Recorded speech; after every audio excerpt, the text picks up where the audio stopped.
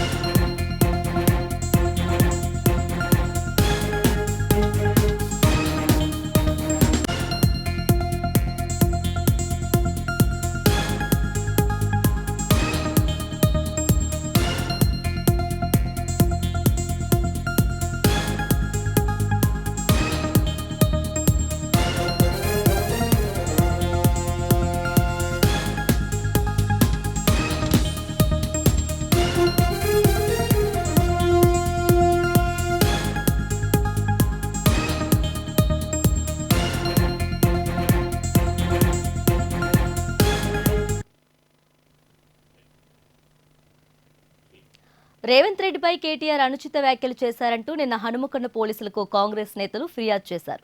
తప్పుడు ఆరోపణలు చేసిన కేటీఆర్పై చర్యలు తీసుకోవాలని కోరారు.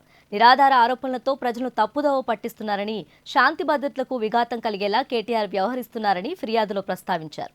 కాంగ్రెస్ నేతల ఫిర్యాదు మేరకు హనుమకొండ పోలీసులు కేటీఆర్పై 0 ఎఫ్ఐఆర్ నమోదు చేశారు. ఈ కేసును బంజారాహిల్స్ పోలీస్ స్టేషన్కు బదిలీ చేశారు.